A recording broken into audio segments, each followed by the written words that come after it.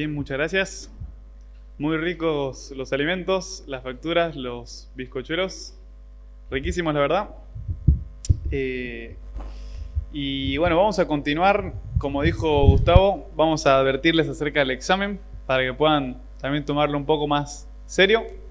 Va a haber un examen de 30 preguntas a considerarse finales, de las cuales se van a tomar 15 o 10, dependiendo de la dificultad del examen. Ahí está el profesor Daniel Castillo, licenciado. Él enseñó hermenéutica en nuestra iglesia a los ancianos y diáconos de la iglesia, y él va a estar tomando el examen. También vamos a estar eligiendo las preguntas que se van a tomar. Bueno, no sé si lo dije, pero el hermano Daniel, él me discipuló a mí y él es diácono de la iglesia, así que también viene y venimos en representación de la iglesia de Biel, que le manda sus saludos y también recibe su cariño y lo que hacen también por nosotros, su recibimiento.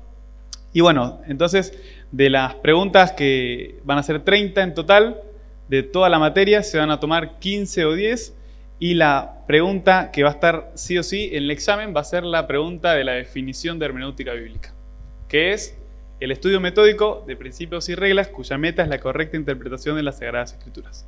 Así que ese se va a tomar, y la semana que viene, para la persona que lo haya memorizado, va a recibir un premio.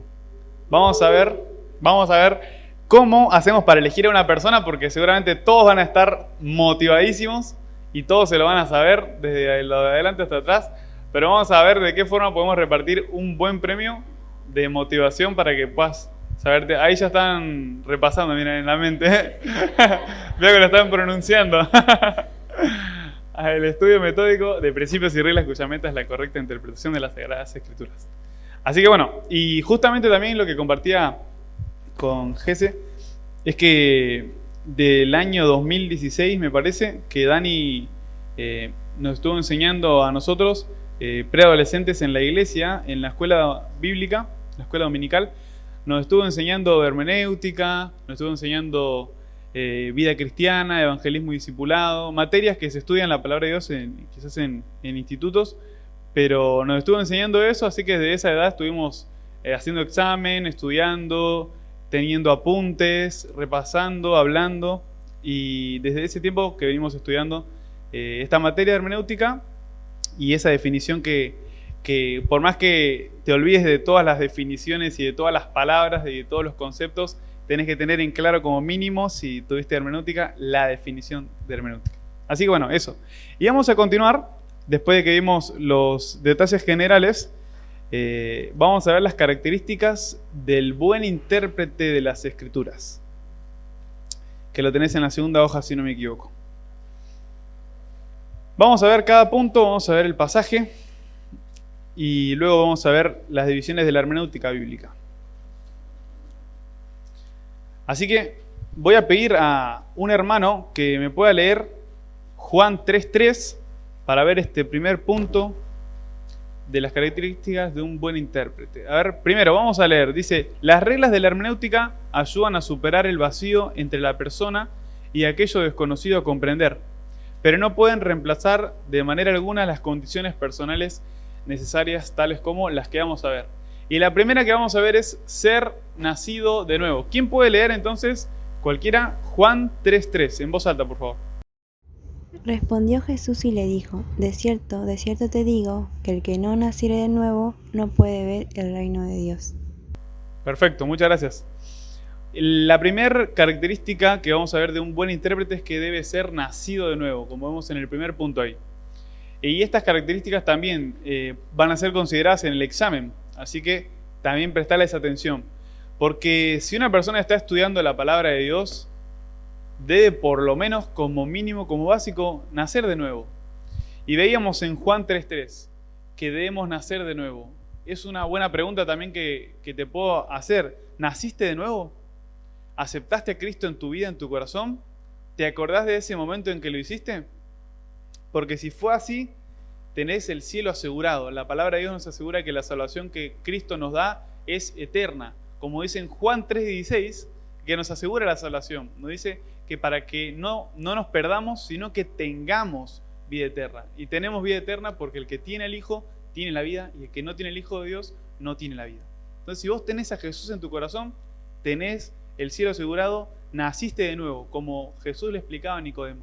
Y si no tenés a Cristo en tu corazón, tenés que hacer lo más importante, porque de nada sirve que estemos acá si no nacimos de nuevo, si no aceptamos a Cristo, si estamos rechazando a Dios o lo estamos postergando, porque o acepto a Cristo o lo rechazo. Si lo postergo, lo estoy rechazando.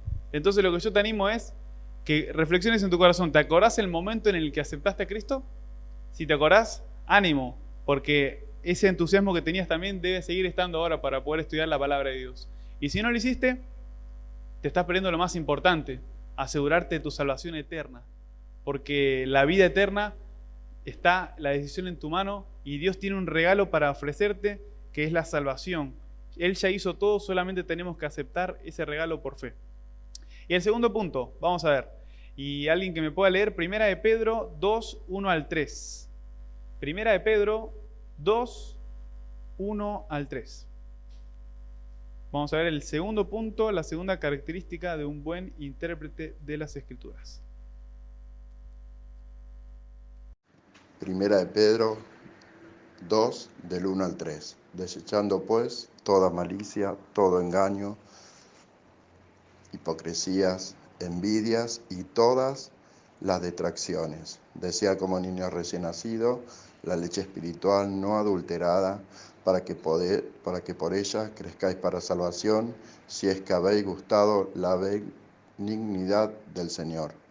Bien, muchas gracias. Debemos entonces, como segundo punto, desear crecer espiritualmente. Debemos tener ese anhelo, como te decía, ese deseo de poder crecer, de poder conocer más a Dios. Y en oportunidades como esta puede volver a surgir ese deseo de querer crecer, de querer estudiar, de poder conocer más a Dios. Y que eso sea una motivación, porque si bien esta es una actividad, te puede mover y atraer tu corazón a la palabra de Dios, que es lo que importa. Poder conocer a Dios es lo que importa. Así que ánimo, desafíate a poder seguir haciendo tu devocional, de poder conocer más a Dios, alimentarte de la palabra de Dios para poder crecer. El tercer punto, vamos a ver en Juan 8 del 31 al 32. Juan, el cuarto evangelio.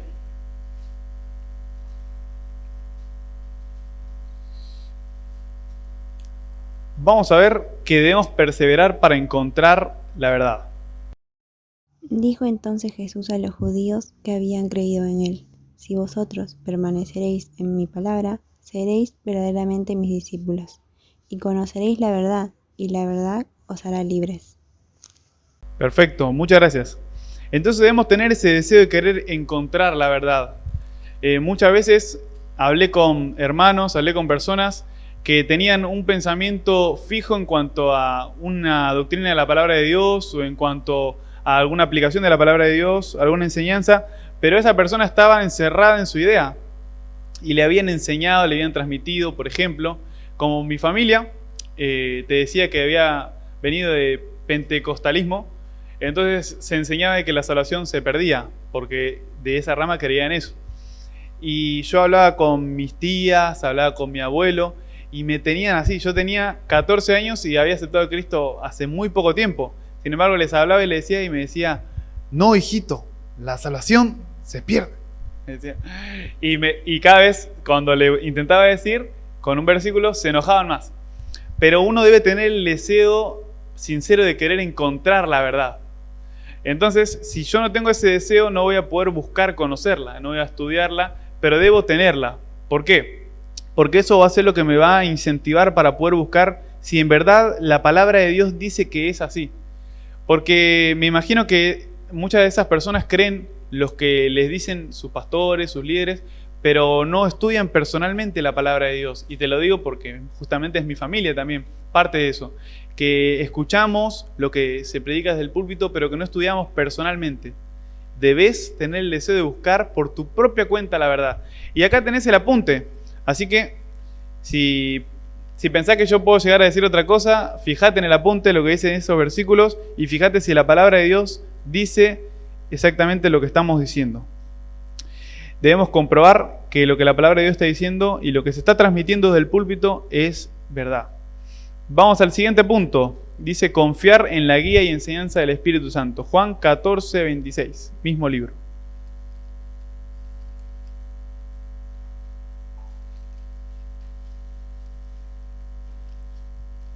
Juan 14, 26. Dice: Mas el Consolador, el Espíritu Santo, a quien el Padre enviará en mi nombre, Él os enseñará todas las cosas y os recordará todo lo que yo os he dicho. Eso fue lo que Jesús le dijo a sus discípulos, que iba a venir el Espíritu Santo, iba a venir el otro, la persona que iba a consolarlos, la persona que les iba a acompañar cuando Jesús no esté, pero que también que les iba a enseñar y recordar lo que Jesús les había dicho. Esa persona era el Espíritu Santo. Y la característica que vamos a ver acá es confiar en la guía y enseñanza del Espíritu Santo. En este breve tiempo que tenemos, porque también se pasó un poco la hora, vamos a ver estos últimos puntos, pero te animo a que vos puedas reflexionar si estas características están en tu propia vida, para que vos puedas pensar si estás estudiando la palabra de Dios por una religión, porque todos los domingos hay que hacer lo mismo, porque todos los domingos hay Zoom, o todos los domingos me dicen lo mismo, o porque tenés el deseo personal de querer conocer más a Dios, transformar tu vida y ser más como Cristo. Si tenés ese deseo, seguí avivándolo y anima a otros a poder avivarlo. Y el segundo punto, vamos a ver, que dice ser un siervo esclavo del Señor Jesucristo. En Apocalipsis, el último libro de la Biblia, 1:2. ¿Quién lo quiere leer? Apocalipsis 1, del 1 al 2.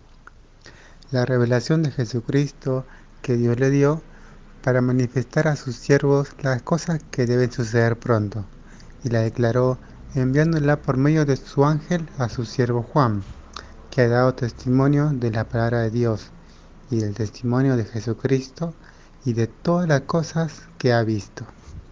Perfecto, muchas gracias. Vamos a ver que en este pasaje nos está diciendo que Jesucristo reveló la palabra de Dios, esta profecía, ¿a quién? Para manifestar a sus siervos. Y luego lo repite de nuevo. Por medio de su ángel la declaró a su siervo Juan. Dios no revela su palabra, su propósito a personas que no están interesados en querer obedecerla o en querer conocer su palabra. Entonces, si vos tenés un corazón dispuesto, como habíamos visto antes, un corazón arrepentido, humillado, Dios va a revelarte su palabra. E incluso te va a revelar lo que vos tenés que hacer. ¿Cuál es tu propósito específico en la iglesia y en esta tierra? Porque Dios quiere que le sirvas. Dios quiere que sirvas en la iglesia, quizás como lo hicieron acá, porque eso es muy importante. Si no hubiese eso, las personas no podían disfrutar de poder venir a la reunión y poder tener un pequeño descanso, un pequeño compartir. Y yo no hubiese hablado con Gesiel de cómo le está yendo en la semana y no podría compartir de un rico brownie.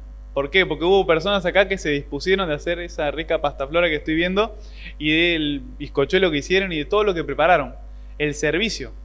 También como las personas que estuvieron en la puerta recibiendo, como Gustavo que nos trajo en auto. Dios tiene un propósito de servicio también para vos y quiere que sirvas. Y te dio cosas, te dio talentos y dones para que lo puedas hacer. Te dio herramientas. Incluso nosotros mismos somos una herramienta para poder servir a Dios. Pero Dios le va a revelar su palabra a personas que estén dispuestas, a personas que sean siervos del Señor Jesucristo. Y vamos a ver un punto muy importante ahora en Juan 13, 17. Juan 13, 17, el autor de Apocalipsis. Juan 13, 17. Vamos a ver si esas Biblias están oxidadas o si encontramos esos pasajes. Juan 13, 17 dice así: Si sabéis estas cosas, bienaventurados seréis si las hiciereis. Eso es lo que dice este versículo. Está en dos partes. Si sabéis estas cosas y si las hiciereis. La primera cosa es saberlo. Pero ahora otra cosa es hacerlo. Yo puedo hablarte mucho acerca de evangelizar. Pero te digo, el evangelismo es muy bueno. El evangelismo aviva la iglesia. el evangelismo hace que otras personas se salven, el evangelismo es importantísimo, una columna importante para el ministerio en la iglesia, pero en mi vida personal, yo en mi trabajo no evangelizo. Yo en mi trabajo no soy luz, no hago buenas obras para que vean a Dios, ni siquiera saben que soy cristiano. No estoy mostrándote lo que te estoy diciendo con mi propia boca. Quizás también, menos mal que Dani me conoce, pero quizás lo que te estoy compartiendo ahora tampoco lo aplico a mi vida. Pero ¿sabes qué? Lo importante no es solo decirlo, lo importante es aplicarlo a la vida. Y Dios va a revelar su palabra a personas que tengan un corazón dispuesto a aplicar esto mismo que estamos viendo a su propia vida. Si tenés mucho conocimiento de la palabra de Dios, Dios te va a demandar más a vos y vas a tener una responsabilidad más grande delante de Dios para aplicar eso que estás conociendo de Dios. Así que es tener que aplicar el mensaje a nuestra propia vida. Vamos a ver el último aspecto, la última característica, en 1 de Timoteo 4:13. 1 de Timoteo 4:13. Y ahora vamos a leer rápidamente estos versículos, por lo menos 3. Así que una persona que me lea 1 de Timoteo 4:13, ¿quién quiere levantar la mano? A ver. 1. Ahí está. Allá. A ver, Jesse, vos léeme el siguiente versículo. 2 de Timoteo 3:14 al 17. Y el tercer versículo de Daniel 9, del 1 al 3. ¿Quién lo quiere leer? Ese tercer pasaje. Ahí está. Perfecto, Gustavo. La hermana entonces, el primer pasaje, Jesse el segundo y Gustavo el tercero. ¿Vale? ¿Está ahí anotado? Genial. Entre tanto que voy, ocúpate en la lectura, la exhortación y la enseñanza. Bien, perfecto, gracias. Pablo le decía a Timoteo que se debía ocupar en prestarle atención a la palabra de Dios, en leer la palabra de Dios en voz alta en la iglesia, en la exhortación con la palabra de Dios y en la enseñanza de la misma Biblia. Entonces, el último punto que vemos, la última característica es tener el hábito de la lectura bíblica. ¿Por qué? Porque da la visión panorámica de toda la Escritura. Una persona que estudia la palabra de Dios debe conocer y debe leer toda la palabra de Dios, porque todo es revelación de Dios. Y si vos lees toda la palabra de Dios, vas a tener el concepto más claro de lo que Dios te quiere revelar y enseñar. Y como decía el versículo que leía la hermana, es poder estar leyendo constantemente la palabra de Dios, enseñando la palabra de Dios, toda la Escritura. Y vamos a ver el siguiente versículo que nos va a leer Gesiel. Pero persiste tú en lo que has aprendido y te persuadiste, sabiendo de quién has aprendido, y que desde la niñez has sabido las sagradas Escrituras, las cuales te pueden hacer sabio para la salvación por la fe que es en Cristo Jesús. Toda la Escritura es inspirada por Dios y útil para enseñar, para redarguir, para corregir, para instruir en justicia, a fin de que el hombre de Dios sea perfecto, enteramente preparado para toda buena obra. Perfecto, muchas gracias. Estos versículos nos están hablando de persistir en la palabra de Dios, persistir en buscarla, persistir en leerla. No sé cuántas veces en la semana leemos la palabra de Dios aparte del devocional. Eso es muy bueno también poder pensarlo, porque algo que a mí me gusta hacer es poder, aparte de leer el pasaje del devocional, poder leer mi proverbio por día. Cuando me acuerdo, estoy en el colectivo o me detengo, lo leo y me sirve mucho para poder tener una vida también sabia, una vida prudente. Pero ¿qué tanto tiempo pasamos en tener una lectura bíblica de la palabra de Dios? Ahí también con los jóvenes de la iglesia puedo ver que a la noche, los fines de semana nos juntamos y después de tener la reunión de adolescentes o de jóvenes, nos quedamos a dormir para el domingo la siguiente reunión. Tenemos un cuarto donde pueden estar 4 hermanos. A veces somos 5, pero lo que importa es que nos quedamos ahí y veo a algún hermano algún adolescente joven, tiene 20, eran adolescentes pero ahora son jóvenes, y están con la Biblia y están leyendo sin que nadie les diga, y quizás no es su devocional, pero están leyendo, y eso sorprende y te anima también. Y también a la noche veo a otro hermano que está en la cocina y está leyendo su lectura bíblica, en Levítico, y justamente nos decía acerca de la importancia de los sacerdotes de presentarse limpio. Pero sorprende que los jóvenes y que estos hermanos que son amigos míos tengan también ese hábito de poder leer la palabra de Dios y de poder leerla no solo para el devocional en la mañana de cada día, sino aparte también su lectura bíblica, ¿no? Eso motiva mucho y eso te da un panorama más completo de la palabra de Dios. Y vamos a ver el tercer pasaje que nos va a leer nuestro hermano Gustavo. Daniel 9, del 1 al 3.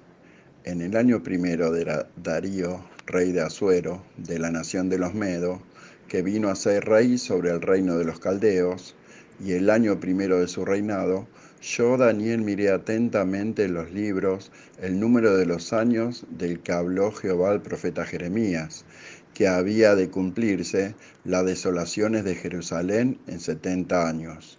Y volví mi rostro a Dios el Señor, buscándolo en oración y ruego, en ayuno, cilicio y ceniza. Perfecto. Bien, vemos la actitud que tiene de poder buscar a Dios. Y no es una actitud quieta, no es una actitud que se frena, sino, como vemos en la definición también de vida cristiana, es un andar constante, creciendo diariamente. No se queda en su mismo lugar, sino que busca a Dios en oración. Y cuando uno quiere conocer la palabra de Dios, debe orar. Y por eso, en un momento que estábamos mostrando la hermenéutica, decidí tomar un tiempo para poder orar, porque si no nos tomamos un tiempo para examinarnos, para orar, cada uno en su corazón, porque a veces nos distraemos, no vamos a poder buscar a Dios, no vamos a poder tener esa actitud reverente de poder escuchar lo que Dios nos dice y de leer los pasajes con el deseo de querer entender lo que Dios nos está diciendo. Entonces, como vemos el ejemplo de Daniel también, poder ver con los ojos hacia Dios y ver qué es lo que Él nos quiere enseñar.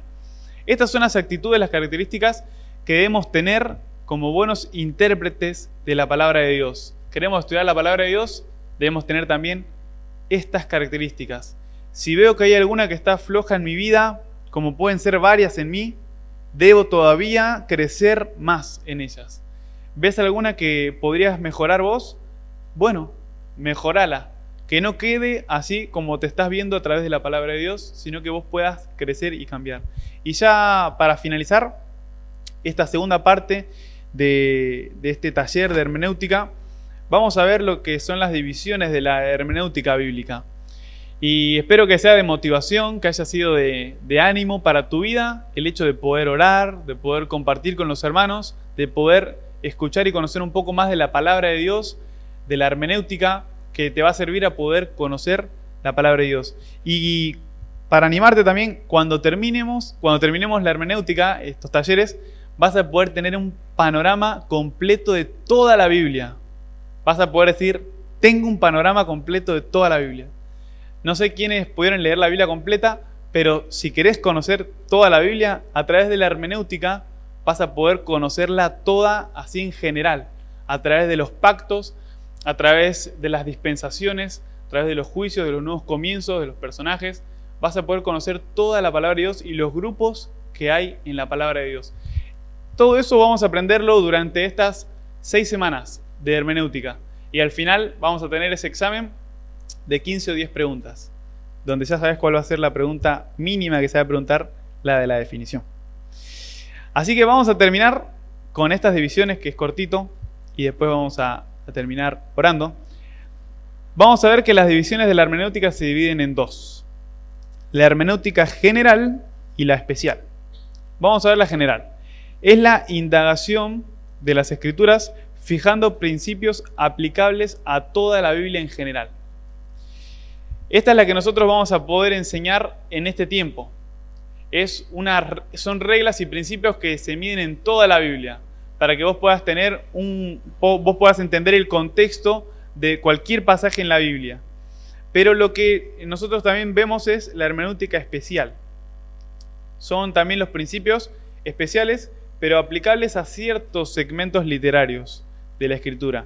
¿Y como cuáles? Mirá, hay una hermenéutica especial para poder entender algunos pasajes puntuales de la Biblia. Por ejemplo, las profecías, las parábolas, las figuras, etc. ¿Por qué? Porque nosotros podemos entender literalmente lo que dice este pasaje, como por ejemplo lo que leíamos, de que Daniel buscó, oró, miró por la ventana o invocó a Dios. Eso es algo literal, que está gramático e histórico, y lo tenemos que entender tal cual como se dice el versículo. Sin embargo, va a haber otros pasajes en la Biblia que no está hablando de ese momento. Está hablando, por ejemplo, de una profecía, que está hablando de un momento más adelante. O, por ejemplo, una parábola, que, por ejemplo, no está hablando de algo real, sino que te está dando una enseñanza para que vos puedas entender otra aplicación. ¿Me entendés?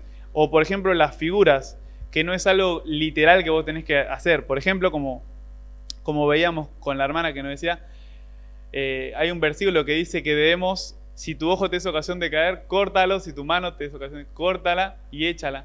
Por ejemplo, eso es una figura, ¿no? No tiene que ver con algo específico, porque si cualquier parte del cuerpo nos es un tropiezo, estaría entrando por la iglesia un pulmón o un riñón así solo, porque cualquier parte del cuerpo puede ser tropiezo.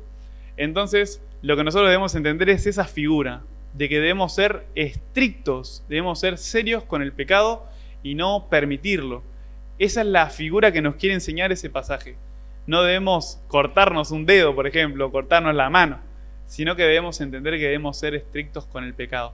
Y así también vamos a ver en las parábolas y en las profecías que se necesita una hermenéutica especial para poder entenderla y que no es literalmente lo que está diciendo, como sí vamos a ver en la hermenéutica general durante todas estas 6 semanas, si Dios lo permite y si Cristo no viene antes, como veíamos en la Santa Cena hoy, vamos a poder tener este tiempo de poder compartir y te animo a que vos puedas ser parte de este estudio que vamos a seguir haciendo, que hoy recién comienza y que vamos a tener durante estas 6 semanas.